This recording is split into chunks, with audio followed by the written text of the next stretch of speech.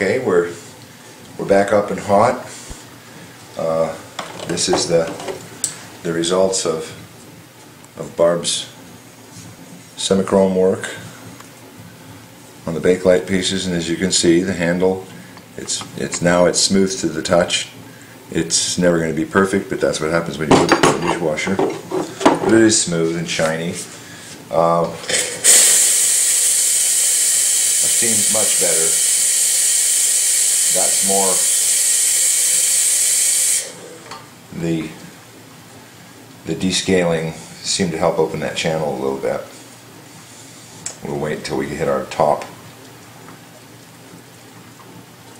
When the pilot light goes off, that's our top pressure, and we're still at 1. Yeah, that's a nice explosive steam result. That's much better than it was before. So at this point, we'll go ahead and let the pressure off. I had not secured this knob previously, just in case I had to take this off again, of which that's always a possibility.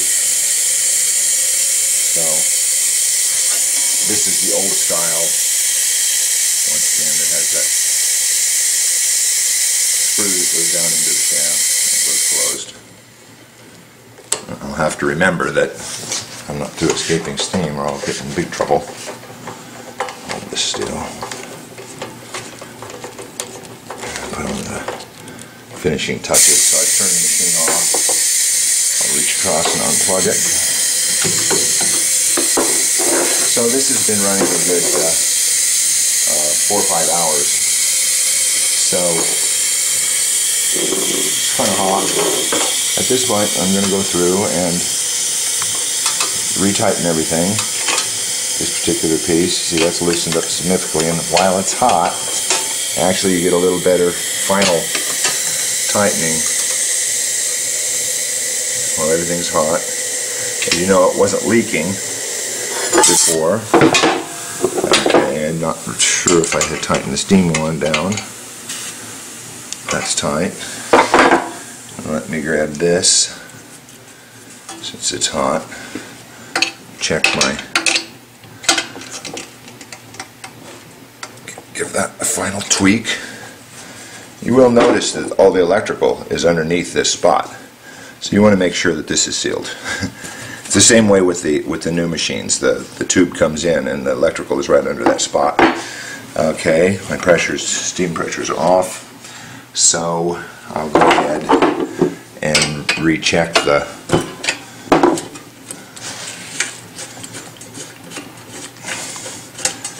all of the metal surfaces haven't as much.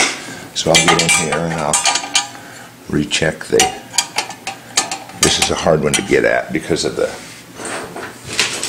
I always hate to loosen that panel just to get at this one, so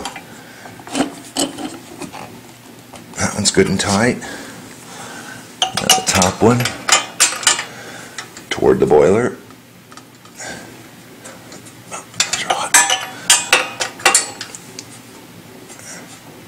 That one's tight. Put the pressure stat back on.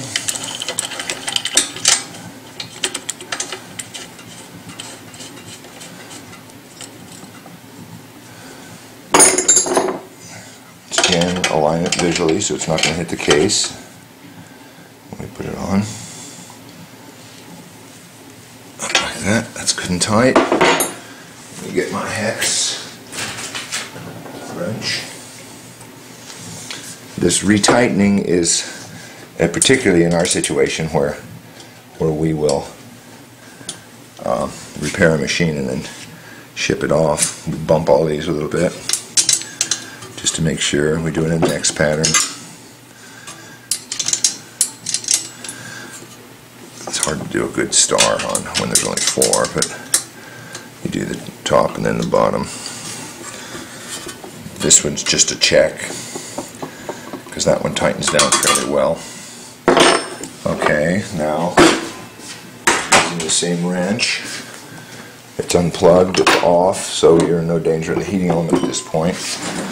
I come in here and check all the boiler bolts. Make sure everything is tight. See, I can move those a little more. Once again, go back and forth across the. And make sure that it's tight. These are some issues that working on your machine at home. Basically, you don't want to have to do the job twice. So after heat cycling, I can give everything a little more snugging up.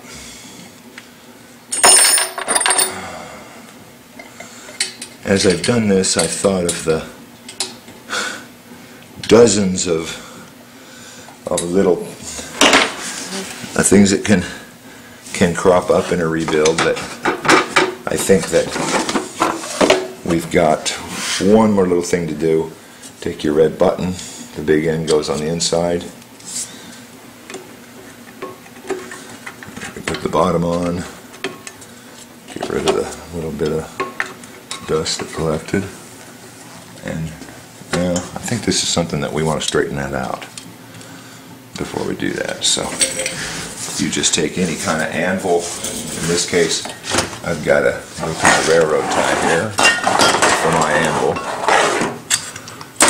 And you take your junk off, and a flat body hammer. I'm going to take that little bit dent out. Let's look at this corner. Some of these you can just move by hand because this is fairly thin metal, but a big flat surface is what you want to work with. And then you just look across the top of it. I've got a little corner there that's coming up, but see, this is fairly soft metal. This is the one I wanted to repair for sure. Okay, I'll roll back over here. Mushroom goes in. This goes in this spot. You can generally see which little. This one had the screw in that little clover, and you find the all-important little screw that you made sure you didn't lose. There it is, your center. You can usually find the old scar as to which one held the screw. I kind of like these old clover leaf, these perforated metal ones from I do too. They have a tendency to not, even if there's a leak. And I said, this is a hard little bugger to do. If there was a leak, these have a tendency to not rust as badly as the others because the solid bottoms hold water. I have a few little perforated holes in it. Boy, this is a tough little guy. And as I said, if you use just the wrong screw, I need to get my little new tool. I don't like this tool. If you use the wrong screw on this, that is the only time I have had to drill out a broken screw on a Cremina, was when I put one in that was just too tight or too, well, this little deal isn't as good as for that job as a regular screwdriver. It's funny how you get the whole machine done and you look around and you say, oh, that looks like the right screw. Man, what a mistake. What a mistake. We finally did find some. We did, yes. Some screws that fit very well. And it was accidental. Right, like most things. Okay, that's looking nice. Things are hot. You got to remind yourself. Up it goes. Now, check always that the pressure's off. I'll go ahead and set this aside. And we have a couple of little chips on the case that that process is pretty much like watching paint dry. We'll go ahead and repair the chips and then show you the process. This is the little rubber thing that's missing off of so many of them, and it just fits in there. It can fall out, as you can see, but once you pop it in there, It's a nice finishing touch, a few little scratches here. But I always like to make sure, look at it. There's some other little, make sure it locks in about right there. The spouts are in this plane. Once it's locked in, that's about right, about 330 is where you want it to lock. If there's wear on the ears, it'll lock in too far, and you might have to contact us and get you a little shim to put in there if you don't like where it's sitting. But at this point, we're ready to put the case on it. As I said, we do have to touch it up. And when I put the case on, before I do that, we'll go through and talk about some of the other little issues. Broken pilot lights that this one didn't have.